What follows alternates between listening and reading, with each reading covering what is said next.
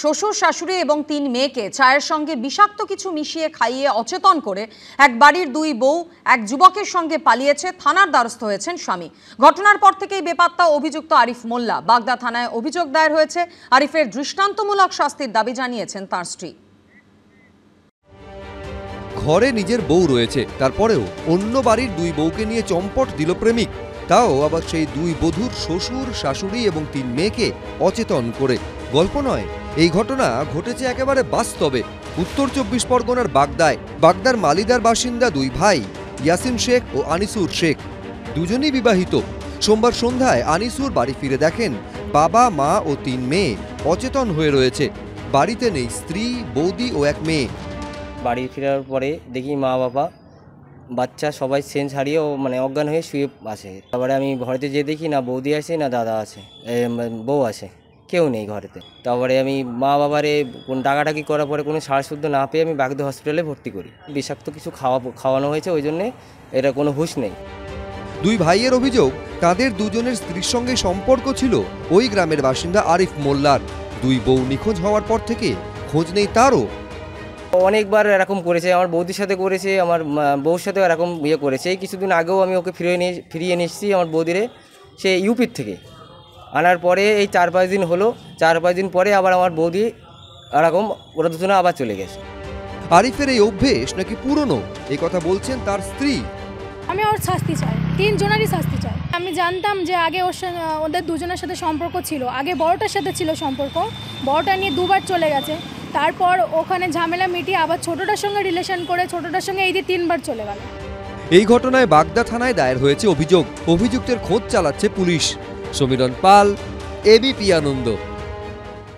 চলে আসছে পরের খবরে। এসএসসি দাগি শিক্ষকদের তালিকা প্রকাশের পর সোশ্যাল মিডিয়ায় ক্ষমা চেয়ে কান ধরে ওঠবোস করলেন তমলুক পুরসভার তৃণমূল কাউন্সিলর পার্থসারথী মাইতি। তিনি বলেছেন, তৃণমূল কংগ্রেসের সকল নেতৃত্ব জানে যে কে চুরি করেছে, কিন্তু তারা দেখা যাচ্ছে নিজেদের স্বার্থে, নিজেদের পদ বাঁচানোর জন্য শুভেন্দু অধিকারীর নাম মুখেই আনছেন না। বিষয়টিকে হাতিয়ার করে তৃণমূলকে কটাক্ষ করেছেন বিজেপি নেতা রাহুল সিনহা।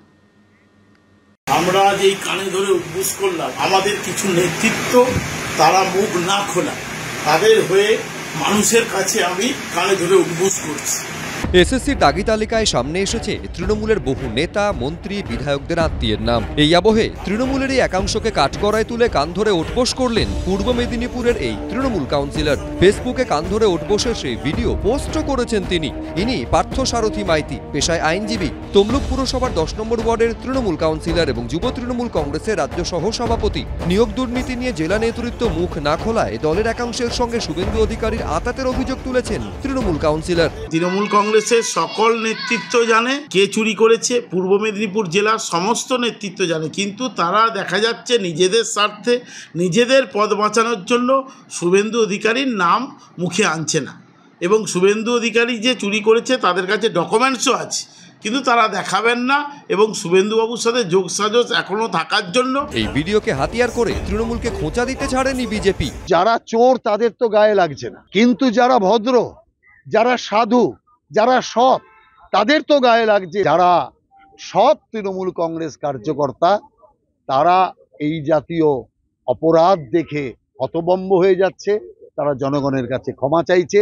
এটা পূর্ব মেদিনীপুরের সূত্রপাত। আমি দেখেছি পার্থর ভিডিওটা, আমি দেখেছি, আমি বিস্তারিত বলতে পারবো না। আমি এটা নিয়ে আমি এক্ষুনি কোনো কথা বলবো না, জানি না এটা, আমি জাস্ট এক ঝলক দেখেছি। তৃণমূল কাউন্সিলরের অভিযোগের প্রেক্ষিতে দল কি কোনো পদক্ষেপ নেবে সেটাই দেখার। বিটন চক্রবর্তী, রঞ্জিত সাউ, ব্রতদীপ ভট্টাচার্য, এবিপি আনন্দ। মানুষের কাছে আমি কানে ধরে উদ্বোস করছি।